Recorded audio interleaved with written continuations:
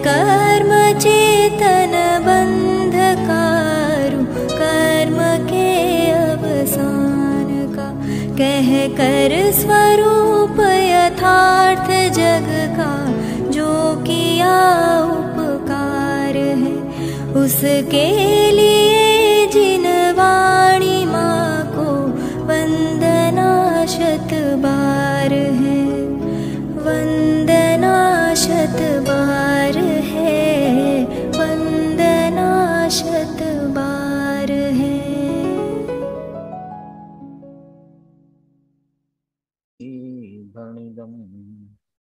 नमः समय साराय स्वानुभूत्या चकासते, चित्स्वभावाय भावाय सर्वभावान्तरच्छदे,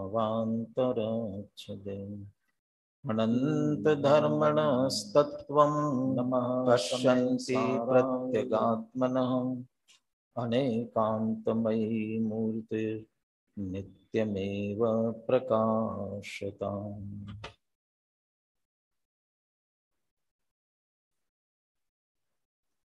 आचार्य कुंद कुंद देवीर्चित समय सार परमागम निर्जराधिकार सम्यक दृष्टि ज्ञानी अपने ज्ञान और वैराग्य के बल से पूर्वकृत कर्मों को भोगते हुए उनके फल की अभिलाषा नहीं करते हैं, इसलिए उन्हें नया आश्रव बंध नहीं होता और पूर्व कर्म निर्जरित हो जाते हैं। इसलिए ज्ञानी को सतत निर्जरा होती है। ज्ञान और वैराग्य का जो सामर्थ्य है सम्यक दृष्टि के, उसके लिए आधार सम्यक दर्शन के 8 अंग हैं। 8 अंग कौन कौन से होते हैं है ख्याल में है? तो आप तो शास्त्री वाले हो, आपको ख्याल में है, पूछने की जरूरत थोड़ी है। निशंकित, निकांक्षित, चिकित्सा, अमूढ़ दृष्टि, उपगोहन, स्थितिकरण, वात्सल्य और प्रभावना। इसमें से यदि ये देखा जाए तो जैसे स्व और पर में विभाजित किया जाए, स्व पर में, तो प्रारंभ के 4 जो है स्व की मुख्यता से हैं। स्वयं में निशंकितपना, स्वयं के लिए निकांक्षपना, निर्विचिकित्सापना, अमूढ़ दृष्टिता, और स्थितिकरण, वात्सल्य, प्रभावना, उपगूहन, ये दूसरों के लिए, दूसरों के प्रति भी वात्सल्य आदि के परिणाम सम्यक दृष्टि ज्ञानी को आते हैं। ऐसे ही हम कह सकते हैं ये स्वयं के लिए, स्व कल्याण के लिए ये ज्ञान की मुख्यता की बात कह सकते हैं। ज्ञान और वैराग्य का जो सामर्थ्य है उसमें वो निशंक है, निकांक्ष है, ये सभी उसकी एक तरह से ज्ञान की मुख्यता से कहना चाहिए। और बाकी राग द्वेष नहीं है दूसरों के प्रति, ये जो वैराग्य का परिणाम मुख्यता से लेना। इसीलिए उपगोहन, स्थितिकरण, वात्सल्य, प्रभावना इत्यादि के परिणाम आते हैं। ऐसे ज्ञान और वैराग्य के साथ हम इसे जोड़ सकते हैं। सर्वप्रथम निशंकित अंग, और जो निशंक होता है वो निर्भय होता है, ऐसा 228वीं गाथा में स्वयं कुंद कुंद आचार्य ने कहा। और जो निशंक है सम्यक दृष्टि, वह निर्भय है, इसलिए 7 भयों से मुक्त है। तो अमृतचंद्र आचार्य उन्हीं 7 भयों से ज्ञानी किस तरह से रहित है, 7 प्रकार के भय ज्ञानी के कैसे नहीं होते हैं, ये कलशों के माध्यम से स्पष्ट करने जा रहे हैं। जिनमें से इहलोक भय और परलोक भय, ये दोनों भयों के संदर्भ में 155वें कलश में दोनों भयों की चर्चा की गई थी। आगे 156वें कलश में वेदना भय, ज्ञानी को वेदना भय भी नहीं होता है। बच्चे जो गीत बोलते हैं उस गीत में भी कहते हैं ना, सम्यक दर्शन प्राप्त करेंगे, सप्त भयों से नहीं डरेंगे, सप्त तत्व का ज्ञान करेंगे, स्वपर भेद विज्ञान करेंगे। ये जो पूरा क्रम है ना, उस क्रम में उल्टा चलना चाहिए। बाद में आकर के बिना छनाजल कामन लेंगे, रात्रि भोजन नहीं करेंगे, ये बाद में आए। गुरुजनों का सम्मान करेंगे, ये पीछे। जिनवाणी का स्वाध्याय करेंगे, चिंतन करेंगे, मनन करेंगे, ये ऐसा चलेंगे इधर से। पहले जीवन में सदाचार होवे, सदाचार पूर्वक जिनवाणी का स्वाध्याय हो, गुरुओं का समागम हो और उनसे प्राप्त 7 तत्वों का चिंतन हो, स्वपर का भेद विज्ञान हो और इसके आधार से या तो 7 भयों से नहीं डरे तो सम्यक दर्शन, या सम्यक दर्शन हो तो सप्त भय से नहीं डरेंगे। वो उसके साथ में सहज ही बात जुड़ जाती है। ज्ञानी को वेदना भय क्यों नहीं होता, उससे वह निर्भय कैसे है? 156वां श्लोक पाठ करते हैं। एषैकैवहि वेदना यदचलं ज्ञानं स्वयं वेद्यते निर्भेदोदित वेद्य वेदक बला वेकं सदा नाकुलै नैवन्यागत वेद नैव हि भवे तद्भि कुतो ज्ञानिनो निशंकः सततं स्वयं ससहजं ज्ञानं सदा विन्दति। ज्ञानिनः, ज्ञानी के लिए क्या वेदन हो रहा है और क्या वेदन नहीं है। जो वेदन हो रहा है वो क्यों हो रहा है और जो नहीं हो रहा है वो क्यों नहीं हो रहा है। ऐसा एक एव ही वेदना, ज्ञानियों के लिए यह एक ही वेदना है। तो ज्ञानियों को भी वेदना है, तो वेदना के भय से रहित की बात कर रहे हैं। वेदना माने संवेदन, संचेतन। बिल्कुल संवेदन संचेतन से रहित हो ऐसा तो नहीं है। ध्यान की अवस्था में निर्विकल्प हो जाते हैं। ध्यान की अवस्था निर्विकल्प होते हैं तब आत्मा का ध्यान होता है। तो निर्विकल्प होना अच्छा है कि बुरा है? तोडरमल जी ने तो लिखा निर्विचार होना है, निर्विकल्प नहीं। विचारों से रहित है, निर्विकल्प नहीं है। यदि सचमुच ही निर्विकल्प हो जाए तो ये जड़ हो जाएगा। क्यों? क्योंकि निर्विकल्पता ज्ञान का स्वरूप है। इसलिए ध्यान के समय भी ज्ञान तो निर्विकल्प ही है, लेकिन जो चिंतनात्मक विचार चलता है वो विचार नहीं है। उस विचार की अपेक्षा निर्विचारता तो है, लेकिन चारित्रात्मक विकल्प नहीं है। लेकिन ज्ञान का जो निर्णयात्मक विकल्प है, स्वपर भेद विज्ञान है, वो विकल्प वहां पर है। उससे भी रहित माना जाए तो फिर ज्ञान की सिद्धि, ज्ञान ही नहीं रहेगा, तो जड़ हो जाएगा। ऐसे ही ज्ञानी को यदि वेदना नहीं मानोगे ना, नहीं कोई वेदना नहीं है ज्ञानी के, तो स्वसंवेदन रूप वेदना भी नहीं है।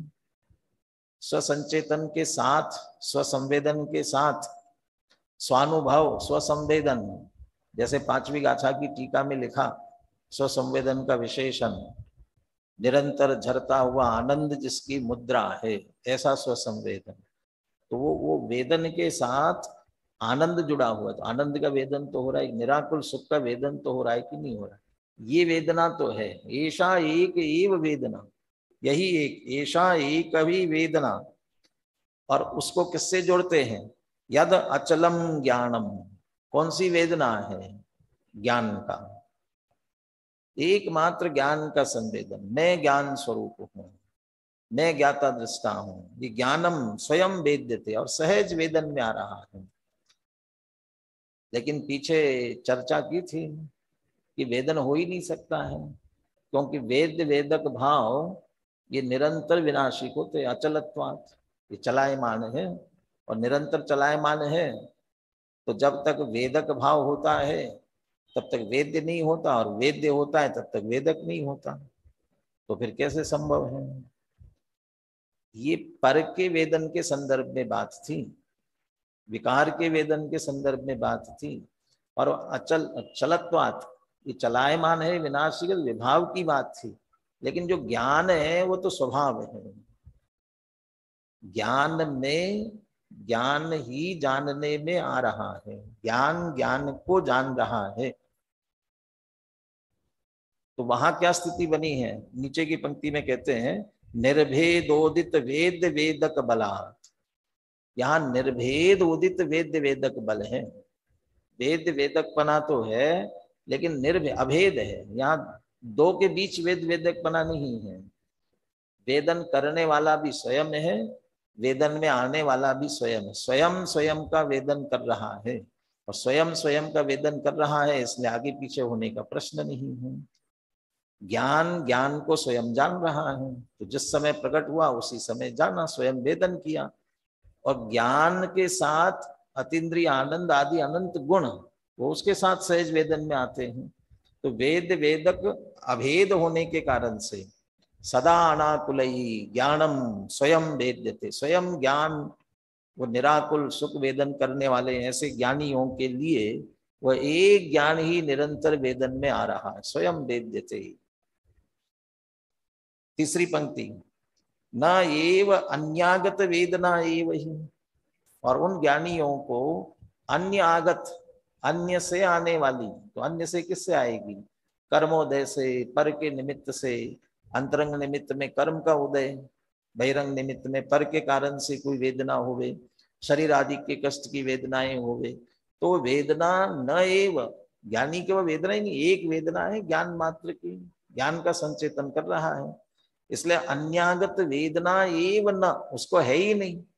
और जब वेदना ही नहीं है तद भी कुतो ज्ञानी न, फिर ज्ञानियों को उसका भय कैसे हो सकता है। और इसीलिए निशंका सततम स्वयं सहजम ज्ञानम सदा विन्दति, इसलिए उसकी तरफ से निशंक होते हुए, उस भय से रहित होते हुए सतत स्वयं सहज अपने एक ज्ञान का वेदन कर रहे हैं, ज्ञान का अनुभव कर रहे हैं, ज्ञान का अनुभवन चल रहा है, ज्ञान का अनुभवन चल रहा है, उसी ज्ञान का वेदन है, दूसरा वेदन नहीं है, इसलिए वेदना का भय नहीं है। तो उन्हें भी तो रोगादिक होते होंगे, शरीर में कष्ट होता होगा, उसकी वेदना होती हो कि नहीं होती होगी, होती है। लेकिन उस वेदना को शरीरकृत बाह्य वेदना जानते हैं, अपने से भिन्न जानते हैं, अपनी वेदना नहीं मानते हैं। मैं ज्ञान का वेदन करने वाला हूं, अपने सहज ज्ञाता दृष्टा अनुभव करते हैं। वे चारित्र मोहगत जितना दोष है उतनी आकुलता भी होती है, लेकिन अज्ञानियों जैसी अत्यंत आकुलता, आकुल व्याकुल वे नहीं होते हैं, सदा अनाकुल है, इसलिए अनाकुल, ज्ञान की श्रद्धा की दृष्टि से अनाकुल है, उतनी अनाकुलता की अपेक्षा से वे ज्ञान का ही वेदन करते हैं। श्लोकार्थ पढ़ते हैं अपन, वेद वेदक भाव अभेद ही होते हैं, ये निश्चय की बात है। लौकिक में तो वेद वेदक पर में भी होगा। कर्ता कर्म भोक्ता भोग्य, कर्ता कर्म अधिकार में आप पढ़ी चुके हैं। व्याप्य व्यापकता तदात्मनि भवेत नैवा तदात्मन्यपि, व्याप्य व्यापक एक ही वस्तु में घटित होता है, दो में होता नहीं है। ऐसा ही ये तो कर्ता कर्म की मुख्यता से चर्चा चल रही है, इसलिए कर्ता कर्म के लिए व्याप्य व्यापक की बात की। और भोक्ता भोग्य के लिए कहो तो भाव्य भावकता तदात्मनि भवेत नैवा तदात्मन्यपि, और उसी भाव्य भावक को समझ लिया वेद्य वेदक के रूप में कहा है। वेद वेदक पना निश्चय से एक ही वस्तु में होता है, पर का वेदन होता ही नहीं, वैसे भी नहीं होता है पर का वेदन। जहाँ पीछे भी ये चर्चा आई है, वहां गुरुदेव ने उदाहरण दिया, लड्डू खाते हैं ना, तो लड्डू खाने से लड्डू का स्वाद आता है कि नहीं आता है, लड्डू में से स्वाद आता है कि नहीं आता है, आनंद आता है कि नहीं आता है, वो तो आता ही नहीं, लड्डू में से स्वाद आता ही नहीं है। लड्डू का स्वाद जीव लेता ही नहीं है, तो फिर किसका लेता है। लड्डू का स्पर्शन रसनेन्द्रिय के संपर्क में आने पर जो ज्ञान प्रवर्तित होता है, ये मीठा है, ये जो ज्ञान प्रवर्तित हुआ और उसके साथ चारित्र ने ये किया कि अच्छा है, मजा आया, इसका वेदन माने अपने ही परिणाम का वेदन करते हैं। कहीं पर भी दूसरे के ऊपर कोई उपकार करता ही नहीं है। इसके संदर्भ में तो ऐसा कहते हैं, कोई उपकार करता ही नहीं है, यानी लोगों का सहयोग करने वाले उन पर उपकार करते हैं ना, पहले उनका उपकार नहीं करते हैं। उनको दुखी देख करके हमारे मन में करुणा होती है, उसका दुख होता है, और वो जो करुणा से स्वयं विगलित हो रहे हैं उसको दूर करने के लिए उसकी सहायता करते हैं। तो अपना दुख दूर किया है, अपने हमें बहुत कष्ट हो रहा था, उसको देख करके हमें कष्ट हो रहा था, अपने कष्ट को दूर किया। तो हमने अपने ऊपर उपकार किया, उसके ऊपर क्या उपकार किया, अपने कष्ट को दूर किया है। ऐसा ही स्वयं का ही वेदन, विकार में भी वास्तव में स्वयं का ही वेदन होता है, निश्चय से स्वयं का ही वेदन होता है। और यहाँ तो स्वरूप का, स्वभाव का वेदन है, तो स्वभाव भी हमारा, वेदन करने वाले भी हमारे, हम स्वयं ही। वेद वेदक भाव अवेद ही होते हैं, एक ही वस्तु में घटित होते हैं। इस कारण एक अचल ज्ञान ही निराकुल ज्ञानियों के वेदन में आता है। ये बात ज्ञानी जानते हैं, इसलिए उनके वेदन में ये बात आ रही है। हम इसका बात को जानते नहीं है, इसलिए पर पदार्थों का उपभोग करके, वेदन करके उससे आनंद लेना चाहते हैं, आता है नहीं, या आया ऐसा मानने का भ्रम करते हैं और उसी में उलझे रहते हैं। लेकिन लेते अपने भ्रम का, अपने ही अज्ञान का आनंद लेते हैं एक तरह से। यह एक वेदना ही ज्ञानियों के होते, ज्ञान का जो वेदन है यह एक वेदना ही ज्ञानियों के होती है, कोई दूसरी वेदना ज्ञानियों के होती ही नहीं है। अतः उन्हें वेदना भय कैसे हो सकता है, वे तो निरंतर स्वयं निशंक वर्तते हुए सहज ज्ञान का ही अनुभव करते हैं। बोलिए श्लोक और पद्यानुवाद बोलिए। सुनील जी से सुनते हैं, सुनील जी जुड़ गए हैं।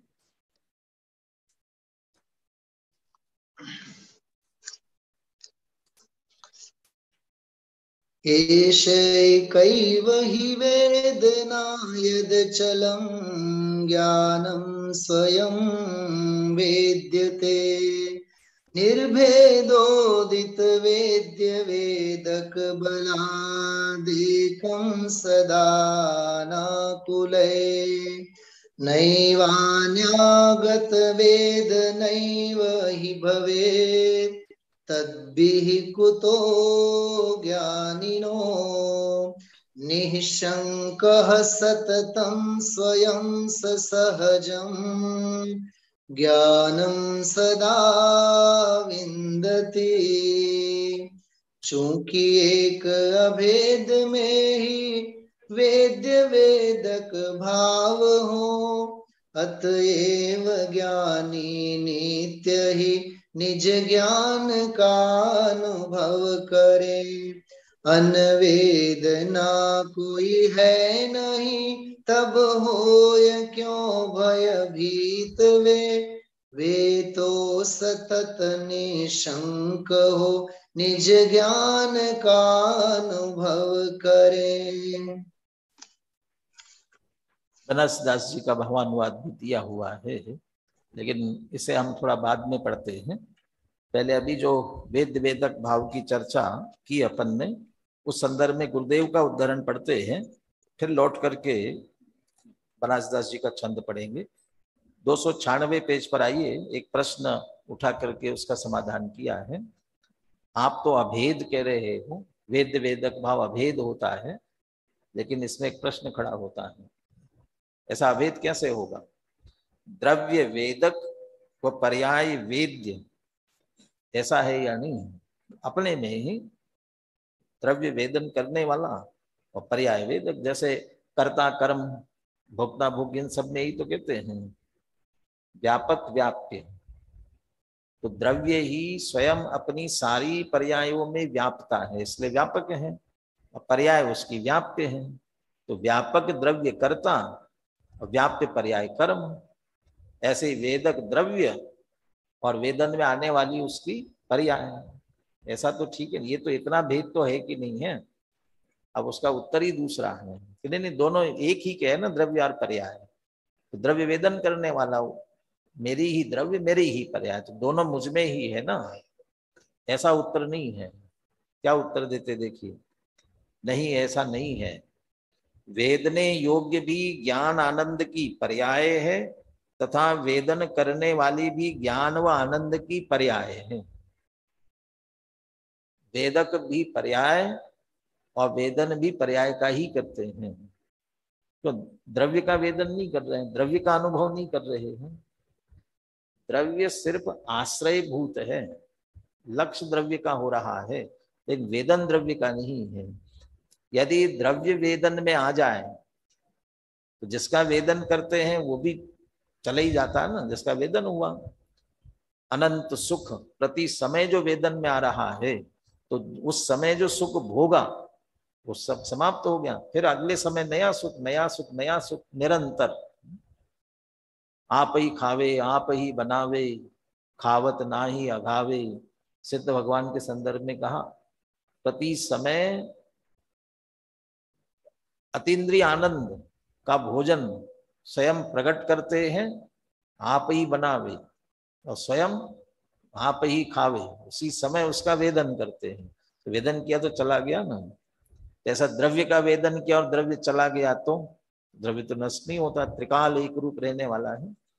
और इसीलिए पारिणामिक भाव, परम पारिणामिक भाव मोक्ष का कारण है कि नहीं है? परम पारिणामिक भाव मुक्ति का कारण है कि नहीं है? वो 320वीं गाथा के बाद में जो टीका आई है जैसे नाचार्य की, उसमें मना किया पारिणामिक भाव मोक्ष का कारण नहीं है। निष्क्रिया पारिणामिका, वो निष्क्रिय है, इसलिए न कार्य है किसी का, न कारण बनता है। तो फिर कौन है? वो भावना रूप, उसका लक्ष्य करने वाली औपशमिक पर्याय, क्षायिक पर्याय या भावना रूप क्षायोपशमिक, उसका लक्ष्य करके प्रकट होने वाली वो पर्याय कारण बनती है। वे लक्ष्य करती है, वो लक्ष्य रूप होता है, बस लक्ष्य रूप कारण बन सकता है, तो प्रत्यक्ष नहीं। ऐसा वेदन में भी, ये वेदन में नहीं आता है। द्रव्य, द्रव्य का लक्ष्य करके प्रकट होने वाला आनंद वेदन में आता है, और उसी समय प्रकट हुई आनंद की पर्याय उसका वेदन करती है। ज्ञान आदि सभी, ज्ञान को मुख्य कर लो, वेदन करने वाला ज्ञान है, इसलिए तो उसी समय आनंद आदि प्रकट होते हैं, ज्ञान उसे वेदन कर लेता है। तो पर्याय ही वेद्य और पर्याय ही वेदक है। द्रव्य तो द्रव्य है, द्रव्य का क्या वेदन करना है, द्रव्य को क्या वेदन करना है और क्या वेदन, दो बातें ले रहे ना। द्रव्य को क्या वेदन करना है, दो कैसी बातें हो गई। द्रव्य को क्या वेदन करना है,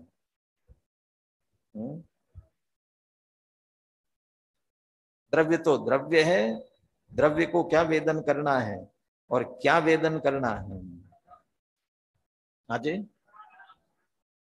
एक जन बोलो। कराना, कराना है, हाँ ये इतने से एक मात्रा में बदल गई ना बात। मैं तो दोनों एक साथ तो लग रहा है, कराना है, चश्मा बदलना पड़ेगा। द्रव्य तो द्रव्य है, द्रव्य को क्या वेदन करना है और क्या वेदन कराना है। यही बने, न करना है न कराना है, न उसे कुछ करने की जरूरत है और न उसे किसी दूसरे से कराना है।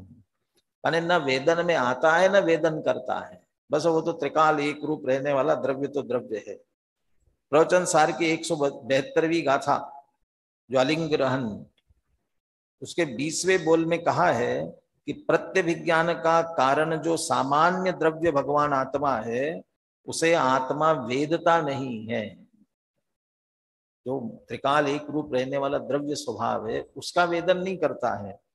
आत्मा तो अपनी शुद्ध पर्याय को वेदता है, इसलिए वहां शुद्ध पर्याय को ही आत्मा कहा है। भले दृष्टि द्रव्य पर है किंतु वेदन तो पर्याय ही करती है। ये अभी कहा ना मैंने कि लक्ष्य है सिर्फ, दृष्टि द्रव्य पर है किंतु वेदन तो पर्याय ही करती है। जहां ऐसा कहा हो कि आत्मा वेदता है, उसका अर्थ ही यह है कि आत्मा की निर्मल पर्याय ही वेदन करती है। आत्मा द्रव्य सामान्य को तो छूता ही नहीं है भाई, जो वेदन है वह तो पर्याय का पर्याय में है। उद्गल में से भी जैसे आभूषण सोने का एक बना हुआ है, वो पसंद नहीं आया तो हम उसे तोड़ा करके फिर दूसरा आभूषण बनाते हैं। तो अपन ने तोड़वाया पहला और फिर दूसरा बनवाया, तो द्रव्य बिगड़ गया ना उसमें?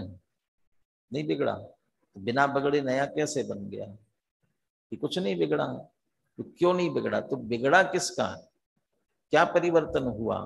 तो सिर्फ पर्याय का। तो पर्याय ही बदली है, द्रव्य बिल्कुल वैसा का वैसा है। अब वो जब द्रव्य और पर्याय के अभेद पने की बात करेंगे तब तो यही कहेंगे कि वो सोना ही पूरा का पूरा परिवर्तित होकर के वैसा हुआ, लेकिन मूल स्वभाव की ओर से देखा जाए, ऐसा ही वेदन यदि द्रव्य का हुआ तो जिसका वेदन हुआ पूरा खत्म हो जाता है, ऐसे द्रव्य भी खत्म हो जाए, तो इसलिए द्रव्य का वेदन नहीं हुआ। और द्रव्य वेदन करने वाला भी होगा तो प्रति समय वेदन कर रहा है, तो वेदन करने वाला भी, अनुभव करने वाली पर्याय भी तो जाती है, तो भी चला जाए। इसलिए कहा न वेदन करता है न वेदन में आता है, द्रव्य तो त्रिकाल एक रूप रहने वाला है। सम्यक दृष्टि की दृष्टि एक अभेद चैतन्य रूप आत्मा पर होने से उसकी निर्मल पर्याय में वेद वेदक अभेद रूप से वर्तता है। शुद्ध चैतन्य स्वरूप के लक्ष्य से उसको जो निर्मल निराकुल आनंद की दशा प्रकट होती है, उसे वेदन करने वाली भी अपनी ही पर्याय है तथा वेदन में आने वाली पर्याय भी वही अपनी पर्याय है। यहाँ कहते हैं कि वेद वेदक अभेद होता है, ऐसे अभेद वेद वेदक बल से समकिति को एक ज्ञान ही अनुभव में आता है। अब अपन बनारस दास जी का भावानुवाद सुनते हैं। बोलिए। वेदन वारो जीव जाहि वेदत सोजिय, यह वेदना भंग सुतो मम अंग नाहि बिय। कर्म वेदना दुविध एक सुखमय द्वितीय दुख, दो मोह विकार पुगलाकार बहिर्मुख। जब यह विवेक मन माहि धरत, तब न वेदना भय विदित। ज्ञानी निसंक निकलंक निज, ज्ञान रूप निरखंत नित। वैसे भी ये सब जिस तरफ हमारा उपयोग होता है, उस उपयोग से वेदन संवेदन संचेतन जिस तरफ हमारा उपयोग होता है उस तरफ होता है। सिर दर्द हो रहा हो और बार बार सिर दर्द पर ही ध्यान जा रहा हो तो सिर दर्द का वेदन होता है। और उसी समय उपयोग बदल करके अपने रुचि का कोई कार्य कर रहे हो, उसमें आपने उपयोग लगाया, यदि उधर उपयोग लगा हुआ है तो नहीं आता है ध्यान में। खेल खेलते समय चोट लग जाती है, अनेकों बार चोट लगी है, खून बह रहा है और खेलने में मस्त है, उपयोग अभी खेलने में लगा हुआ, खेलने का आनंद लेने में लगे हुए हैं, तो उस समय पता ही नहीं पड़ता है। दूसरा कहता मेरे लगी, खून निकल रहा है, कहाँ है, और खेल पूरा हुआ और बैठ गए, और अब फिर वेदना। तो जिस समय लगी थी उस समय वेदना नहीं हुई थी, वो उधर उपयोग नहीं था। ऐसे ही ज्ञानी के कर्म के उदय जनित दोनों बातें लेने वाले हैं, वो वेदना हो रही होगी लेकिन उनका लक्ष्य ज्ञान पर है, इसलिए वो वेदना भाषित नहीं होती है और एक ज्ञान ही वेदन में आता है। और वेद वेदक भाव अचल कहा ना, अभेद कहा है, तो उसको पहले कह रहे हैं वेदन वारो जीव जाहि वेदत सो उज्जीय। एक बार जीव लिखा और एक बार जीय लिखा, ऐसा क्यों किया? क्योंकि एक अक्षर कम चाहिए था, दीर्घ लिखते तो। और ये बात क्यों कह रहा हूं, सुबह के प्रवचन में चर्चा आ रही थी ना, तो जीव तो गुजरातियों ने जीव कर दिया, संसारी जीवना भाव मरणो, तो रस्व कर दिया, रस्व जीय कर देते ना, तो वो जीय भी कहते हैं और जीव भी कहते हैं। वेदन करने वाला कौन है? कि जीव है। किसका वेदन करता है? जीव का ही, अपने ही वेदन करता है, दूसरे का वेदन करता नहीं है। तो द्रव्य की पर्याय है, तो पर्याय से अभेद करके द्रव्य कह रहे हैं। अर्थात पर्याय रूप अपना ही स्वयं का वेदन करता है। वेदन करने वाला जीव है, वेदन में आने वाला भी जीव है। यह वेदना अभंग सुतो मम अंग ना ही बी। और ये वेदना माने ज्ञान, चैतन्यपना, ये अभंग है, इसमें भेद नहीं है। और ये मेरा अंग है। मेरा अंग है माने मेरा स्वरूप है, मेरा ही स्वभाव है। इसलिए ये वेदना तो मेरी है, दूसरी नहीं है, न भी है, दूसरे अन्य की नहीं, अन्य वेदना मेरी नहीं है। कर्म वेदना द्विविध, एक सुखमय द्वितीय दुख। और कर्मोजनित वेदना कैसी है? साता असाता रूप दो प्रकार की है, इसलिए सुख दुख रूप से वेदन में आती है, वो आती होगी। लेकिन वह दो मोह विकार, वह एक कर्म के उदय जनित है, और जैसे मोह है उसे उसके कारण सुख दुख होता है, तो मोह का विकार है। तो मोह का परिणाम भी पुद्गल, कर्म का उदय आ रहा है वो भी पुद्गल, इसलिए वह सुख दुख सब किसका है? पुद्गल का है। पुद्गल आकार बहिर्मुख, इसलिए वह वेदना पुद्गल की है, पुद्गल स्वरूप है, बहिर्मुख है, मेरी नहीं है। जब यह विवेक मन मही धरत तब न वेदना भय विदित। और ज्ञानी इस विवेक को मन में धारण करते हैं, अच्छी तरह जानते हैं, इसलिए उनको वेदना भय विदित नहीं होती है, वेदना भय विषय नहीं बनता, अन्य वेदना उनके आती नहीं, इसलिए उस संबंधी भय नहीं है। ज्ञानी निसंक निकलंक निज ज्ञान रूप निरखंत नित। ज्ञानी तो अपने आप को इस रूप में निरख रहे हैं, अर्थात किस रूप अनुभव कर रहे हैं? निशंक होकर के, निष्कलंक, निर्मल, स्वच्छ, ऐसा जो स्वभाव रूप ज्ञान है, ज्ञान रूप ही स्वयं का अनुभव कर रहे हैं। ये वेदना भय संबंधी चर्चा थी। एक और कलश लेते हैं, 298 पेज पर आइए।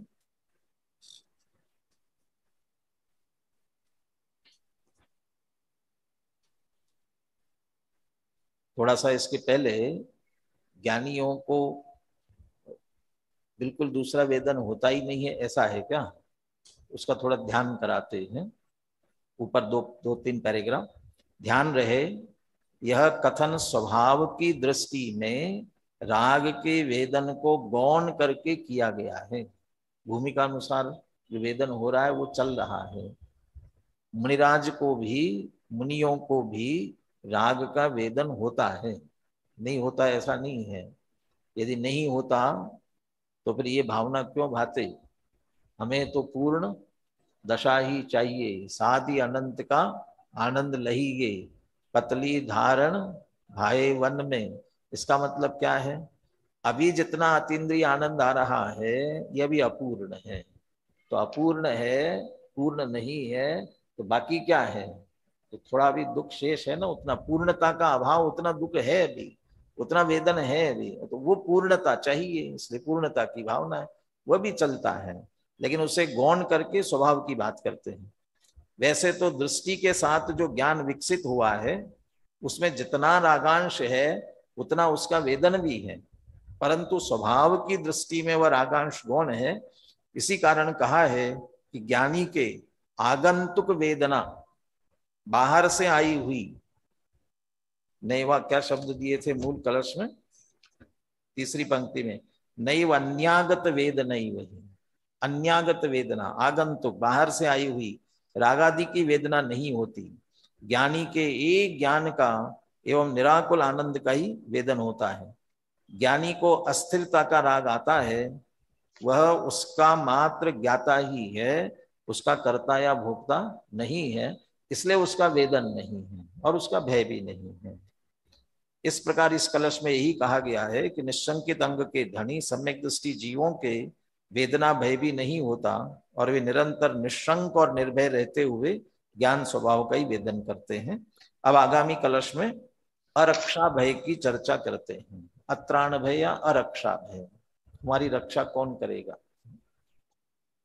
यत्सन्नाशमुपैति तन्न नियतम व्यक्तेति वस्तु स्थितिर् ज्ञानं सत्स्वयमेव तत्किल ततः त्रातं किमस्यापरै अस्या त्राणमतो न किंचन भवेत् तद्भी कुतो ज्ञानिनो निशंका सततम स्वयं ससहजम ज्ञानम सदा विन्दति।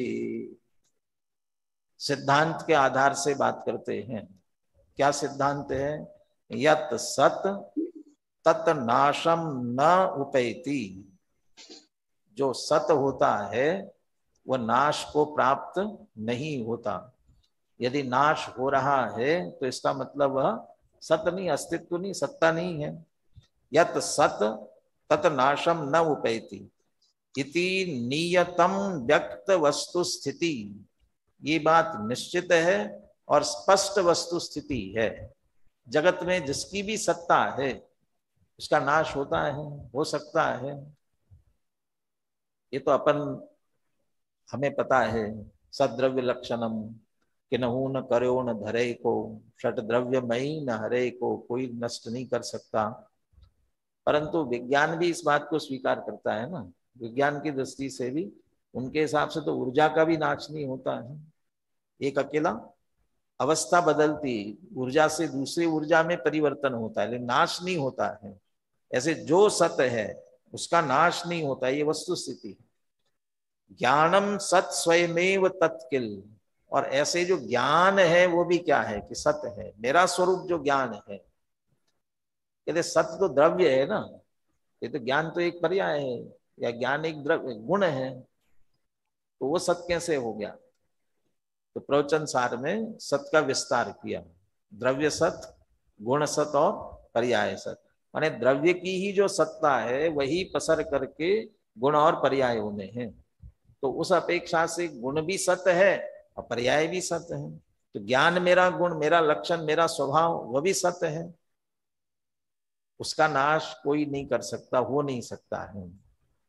ये पर्याय तो नष्ट हो रही है ना, पर्याय तो नष्ट हो रही है, वो सहज अपने स्वरूप से नष्ट हो रही है। उत्पाद वे उसका स्वरूप है, परंतु स्व समय की सत्य है। पर्याय की सत्ता एक समय की है और वह भी अपने स्व समय की है। तो स्व समय की जो सत्य है, जिस समय उसकी सत्ता है, उस समय आप उसे नष्ट नहीं कर सकते हैं। नष्ट नहीं कर सकते वो तो ठीक, उस समय उत्पन्न होगी होगी, उस समय आप नाश, उत्पाद है उस समय आप व्यय नहीं कर सकेंगे। और दूसरा, नहीं व्यय तो नहीं कर रहे, उत्पन्न तो होने देंगे, लेकिन आगे पीछे करेंगे, आगे पीछे भी नहीं कर सकते। स्व समय की सत्य है, उसे कोई हटा नहीं सकता। और द्रव्य और गुण का तो नाश भी नहीं होता है। ज्ञान भी इसी तरह से सत्य है, इसलिए स्वयं वह भी नष्ट होता ही नहीं। और जब नाश ही नहीं हो रहा है, ततः त्रातम किमस्यापरे, फिर उसकी रक्षा कोई करे, इसकी क्या आवश्यकता है? अपरे त्रातम किम, तो दूसरे की दूसरा कोई रक्षा, जब नष्ट ही नहीं, नष्ट होवे तो रक्षा की जरूरत है, नष्ट ही नहीं होवे तो।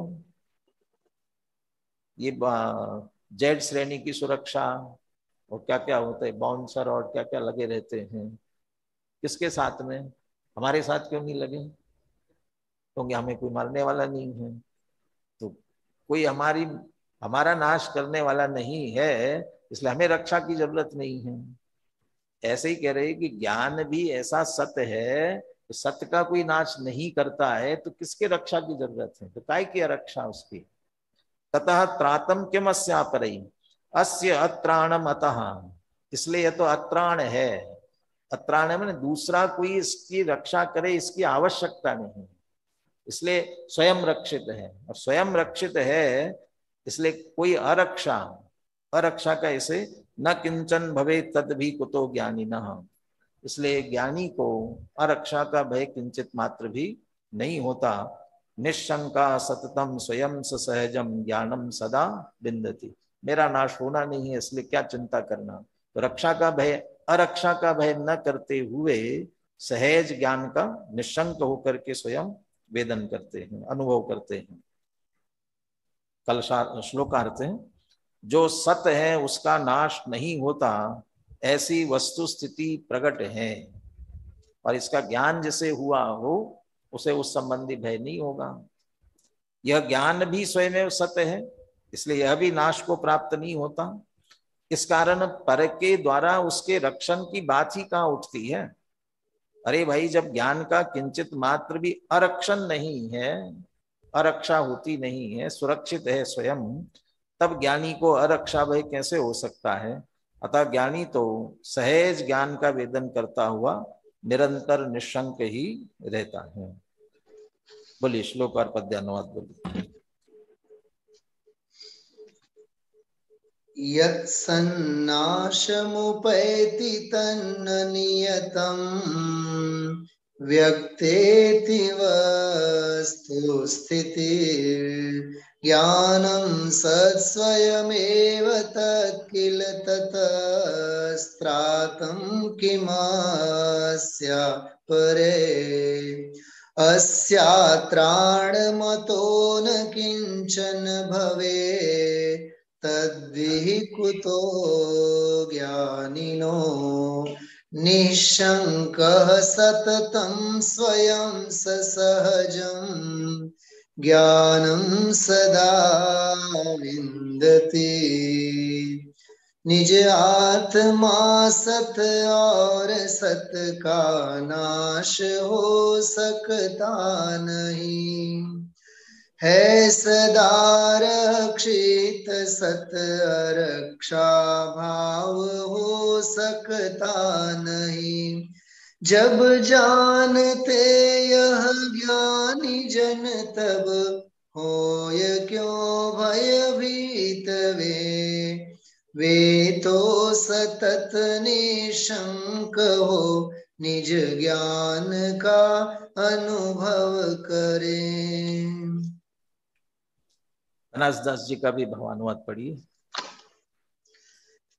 जो स्ववस्तु सत्ता स्वरूप जगमाई त्रिकालगत तासु विनाशन होय सहज निहचे प्रवान मत। सो मम आत्म दरब सर्वथा नहीं सहाय धर, तिहि कारण रक्षक न होय भक्षक न कोई पर। जब इह प्रकार निर्धार किय तब अनरक्षा भयन सित, ज्ञानी निसंक निकलंक निज ज्ञान रूप निरखंत नित। पहले जो सिद्धांत है वह सर्व वस्तुओं पर घटित करते सामान्य है, और फिर वैसे आत्मा पर भी घटित करते हैं। जो कलश में भी पहले कहा यत् सत तन नाशम न वो पैती, जो भी सत्य है उसका नाश नहीं होता। जो स्ववस्तु सत्ता स्वरूप जग मही त्रिकालगत, जो भी जगत में सत्ता रूप वस्तु है, सतरूप है, जिसकी भी सत्ता है वह त्रिकालगत। त्रिकालगत माने त्रिकालगत तो भूतकाल में थी, वर्तमान में है और भविष्य में होगी। तो और यदि तीनों काल के लिए कहना तो है कह सकते ना, भूतकाल में भी है, वर्तमान में भी है और भविष्य में भी है। तो सत्ता स्वरूप है, जग में ही त्रिकालगत तासु विनाशन होई, उसका नाश नहीं हो सकता। सहज निश्चय प्रमाण मत, यह निश्चय का सहज मत है, सिद्धांत है, ये बात प्रामाणिक है। दुनिया में हुआ किसी का नाश आज तक बताओ, ये कैसे नहीं हुआ ना। अनादिकाल पहले जो तीर्थंकर हुए उनकी वाणी खिरी, उनकी वाणी में कितने द्रव्य आए? 6 द्रव्य, जाति अपेक्षा 6 और संख्या अपेक्षा अनंत। और अनंत काल बाद तीर्थंकर होंगे, उनकी वाणी खिरेगी, उस समय कितने द्रव्य बचेंगे? उस समय भी 6, क्योंकि 6 हैं, जाति अपेक्षा और संख्या अपेक्षा अनंत है, उसमें से एक का भी नाश हुआ नहीं है, होगा नहीं। और यदि एकाध का हो गया तो पीछे अनेकों जगह ये तर्क दिया है, एक का भी नाश हुआ तो सबके नाश का प्रसंग है। एक हुआ फिर 2 फिर 3, ऐसा करते करते तो सर्वनाश हो जाता। तो अनादि काल से जब विश्व है तो होते होते सर्वनाश हो गया होता, किसी का नाश नहीं हुआ। सहज निश्चय प्रमाण मत, यस निश्चित निश्चय प्रमाण मत है। सो मम आत्म दरब, और उसी तरह मेरा आत्मद्रव्य भी इसी सत्ता स्वरूप है। और सत्ता स्वरूप होने से सर्वता नहीं सहाय धर, जब इसका भी कोई नाश नहीं कर सकता है तो फिर सहायता की जरूरत क्या है। नहीं सहाय धर, सहायता की इसे आवश्यकता नहीं है, इसकी कोई रक्षा करे इसकी आवश्यकता ही नहीं है। ती कारण रक्षक न होई भक्षक न कोई पर, इसलिए न कोई रक्षक है न कोई भक्षक नहीं है, इसलिए किसी के रक्षक की भी जरूरत नहीं है। एक सत नाम अस्तित्व, सत्ता नाम का जो गुण है, सत्ता नाम की जो शक्ति, अस्तित्व नाम की शक्ति है, कितनी ताकत उसमें। एक तरफ एक द्रव्य, सबसे छोटा द्रव्य कौन सा है?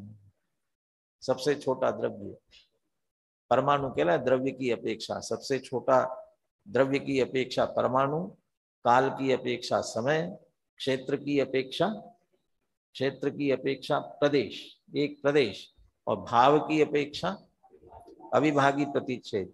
इसमें से कोई भी एक ले लो तो द्रव्य ले एक छोटा सा, सबसे परमाणु, वो एक परमाणु एक तरफ और बाकी सारा विश्व एक तरफ, सारा विश्व। उसके परमाणु में भी उसी जाति के जो दूसरे है ना, माने पुद्गल ही है उसी के जाति के, वो परमाणुओं को भी अपने में शामिल कर लो और वो सब मिल करके सबका एक ही काम, इस परमाणु को नाश करना है, इस परमाणु का नाश करना है। तो एक परमाणु एक तरफ और सारा विश्व बाकी का। तो परमाणु कम हो गया तो सारा विश्व तो कहलाएगा नहीं, तो उस परमाणु के अलावा बाकी सभी, तो सब मिल करके करना चाहें तो कर सकेंगे। अच्छा, दूसरा सारी शक्ति लगा दे अपनी तो भी नहीं कर सकते, नहीं वो तो द्रव्य है, नहीं उसमें से एक गुण की करना चाहे तो एक गुण की भी नहीं कर सकेंगे। और एक अविभागी प्रतिच्छेद जिस समय जो हो रहा है शक्ति का अंश, उसको भी नष्ट नहीं कर सकते हैं। तो सभी सहज हैं, तिहि कारण रक्षक न कोई भक्षक न कोई पर, इसलिए कोई रक्षक नहीं है कोई भक्षक नहीं है, सहज वस्तु का स्वरूप है। जब यही प्रकार निर्धार की, जब ऐसा निर्धार ज्ञानी ने किया है तब अनरक्षा भय नसित, इसलिए अरक्षा भय उनको होती नहीं है। और ऐसे अरक्षा से डरते होते तो वन जंगल में बैठ करके मुनिराज कैसे जाए, तो चिंता में ही बैठे रहते हैं कि क्या होगा क्या होगा, यह ही नहीं, चिंता नहीं है, मेरा नाश होता ही नहीं है, निश्चिंत है। ज्ञानी निसंक निकलंक निज ज्ञान रूप निरखंत नित, और इसीलिए उस अरक्षा भय को छोड़ करके ज्ञानी निशंक होकर के अपने को ज्ञान स्वरूप देखते हुए उसी का निरंतर अनुभव करते हैं। और ज्ञान स्वरूप अनुभव करते हैं, इसीलिए अरक्षा का भय किंचित मात्र भी उनको नहीं होता है। हम भी अपने ऐसे ज्ञान स्वरूप का अनुभव करें इसी मंगल भावना के साथ।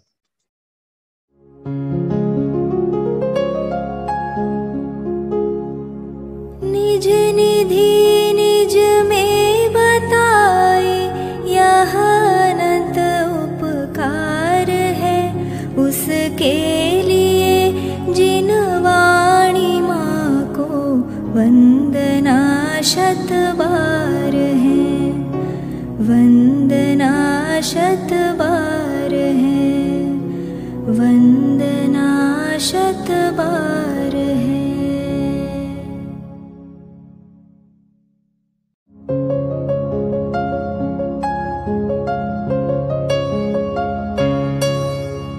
हे जिन वाणी भारती तो ही जपो दिन रैन, जो तेरी शरणा गहे सो पावे सुख चैन। जा वाणी के ज्ञान ते सूझे लोकालोक, सो वाणी मस्तक नवो सदा देत हो ढोक, सदा